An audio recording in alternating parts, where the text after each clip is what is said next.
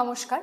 এখনকার দৈনন্দিন জীবনে হার্ট অ্যাটাক এতটাই বেড়ে গেছে, প্রায় আমরা চলতি পথে এটাকে দেখতেই থাকি। আমরা হার্ট অ্যাটাকটা হয়তো প্রিভেন্ট করতে পারবো না বা তাকে পুরোপুরি কিওর করতে পারবো না।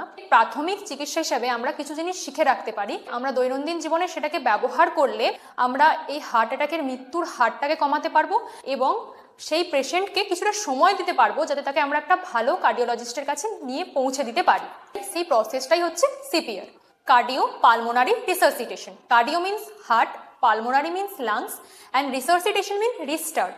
সিপিআর হচ্ছে একটা প্রসেস, আমাদের তৎক্ষণাৎ যে হার্ট বা লাংসের কাজ করা বন্ধ হয়ে যাওয়ার ব্যাপারটাকে রিস্টার্ট বা রিবর্ন করতে পারবো। It is a process where we compress the heart to pump the blood till it reach into the brain. যতক্ষণের ব্রেনে পৌঁছানোর চেষ্টা করবো, কারণ আমরা জানি ব্রেন আমাদের মেন অর্গান, ব্রেন থেকে সমস্ত কিছু সিগন্যাল আসে, তো সেটা হচ্ছে সিপিআর। এরপরে আমরা জানবো সিপিআর আমরা কখন দেবো। মেনলি আমরা পেশেন্ট কার্ডিয়াক অ্যারেস্ট এবং রেসপিরেটরি অ্যারেস্ট, এছাড়া যেটা আমরা বলতে পারি হঠাৎ একটা পেশেন্ট ফেন্ট হয়ে গেল, অজ্ঞান হয়ে গেল, তার পালস পাচ্ছি না, চেস্ট আপ ডাউন নেই, তার রেসপিরেশনও নেই, তখন আমরা দেবো সিপিআর। সিপিআর হচ্ছে একটা খুবই স্কিলফুল প্রসেস, এর মাধ্যমে শুধুমাত্র আমরা কম্প্রেশন এবং mouth to mouth rescue breath মাধ্যমে আমরা একটা পেশেন্টকে কিওর করতে পারবো। প্রথমে হচ্ছে আমরা সিন সেফটি, মানে যে অজ্ঞান হয়ে গেছেন তিনি এখন কোন জায়গায় আছেন। যেমন হতে পারে তিনি রাস্তার মধ্যে আছেন, তো রাস্তার মধ্যেই কি আমরা তাকে সিপিআর দিতে শুরু করবো? না। হয়তো কোনো বাড়িতে আগুন লেগেছে, সেখানে হয়েছে, আমরা কি সেই আগুনের মাঝখানে দিতে শুরু করবো? না। তাহলে আমরা যে ভিকটিম বা যিনি পেশেন্ট তাকে একটা নির্দিষ্ট সেফ জায়গায় সরিয়ে নিয়ে আসবো। এটা হচ্ছে আমাদের প্রথম স্টেপ, সিন সেফটি। দ্বিতীয় স্টেপ কি? Check response. রেসপন্স কেন চেক করবো? একটা মানুষ অজ্ঞান হয়ে গেছে, দেখলাম তাকে সিপিআর দিতে শুরু করলাম, বা দেখা গেল তিনি অন্য কারণে না খাওয়ার জন্য বা অ্যালকোহলিক বা অন্য কোনো কারণে তিনি ফেন্ট হয়েছিলেন, তো সেক্ষেত্রে কোনো প্রশ্নই ওঠে না সিপিআর দেওয়ার। তো তার জন্য কি আমাদের রেসপন্স চেক করতে হবে। প্রথম রেসপন্স আমরা কি চেক করব? আমরা শোল্ডার ট্যাপ করব, কাঁধের যে অংশ ওখানে আমরা 3 বার শোল্ডার ট্যাপের মাধ্যমে তাকে জিজ্ঞাসা করব, আপনি কি ঠিক আছেন, আর ইউ ওকে। যদি উনি রেসপন্স করেন তাহলে আমরা জানবো যে তিনি ঠিক আছেন। যদি উনি তখন রেসপন্স না করেন তাহলে আমরা দ্বিতীয় ধাপে চেক করব ব্রিদিং। ব্রিদিং মানে তিনি নিঃশ্বাস নিচ্ছেন কিনা। তো ব্রিদিং কিভাবে চেক করব? Look, listen and feel. আমরা দেখব চেস্ট আপরাইট হচ্ছে কিনা, লিসেন আমরা শুনবো নিঃশ্বাসটা পড়ছে কিনা, অ্যান্ড ফিল আমরা ফিল করব। এটা আমাদের 5 সেকেন্ডের মধ্যে কমপ্লিট করতে হবে। দ্বিতীয় পর্যায়ে আমরা যাব যখন আমরা পালস চেক করব। রেসপিরেশনও পেলাম না, সে রেসপন্সও করলো না, আমরা পালস চেক করব। আমরা অ্যাডাল্ট পেশেন্টদের ক্ষেত্রে আমরা চেক করব ক্যারোটিড পালস, যেটা আমাদের গলার পাশে পড়ে। আর যদি চাইল্ড হয় সেক্ষেত্রে আমরা চেক করব ব্রাকিয়াল, এবং যদি সেটা ইনফ্যান্ট হয় তার ক্ষেত্রে আমরা ব্রাকিয়াল চেক করব। কতক্ষণ চেক করব?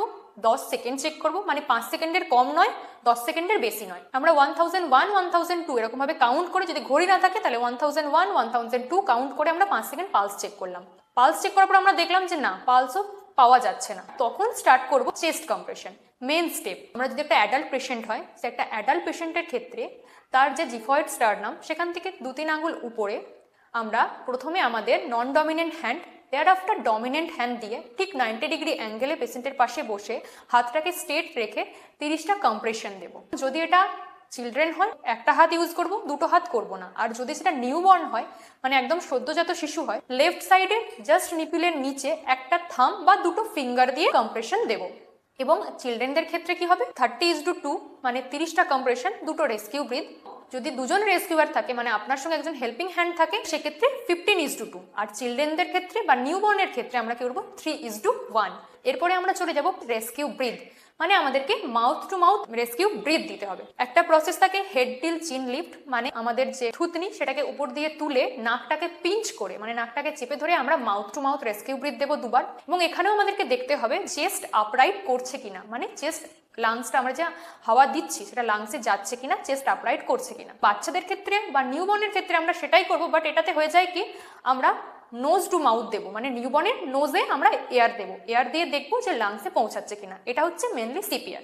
তাহলে সিপিআর থেকে আমরা কি শিখলাম? ফার্স্ট আমরা সিন সেফটি দেখবো, সেকেন্ড আমরা রেসপন্স চেক করব, একটা রেসপন্সও না পাই সেক্ষেত্রে আমরা কম্প্রেশন স্টার্ট করব। তার আগে অবশ্যই অ্যাডভান্স কেয়ারের জন্য হসপিটাল বা আমরা কোড ব্লু অ্যাক্টিভ করে কাউকে হেল্পের জন্য ডাকবো।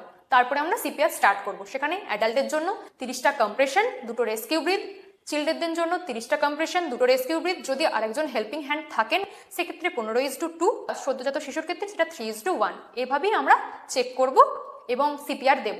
এভাবেই সিপিআর দিয়ে আমরা একটা পেশেন্টকে রিবর্ন বা রিস্টার্ট করতে পারি। আশা করি আপনাদের ভালো লাগবে, কাজে লাগবে পরে এই ব্যাপারটা। Thank you.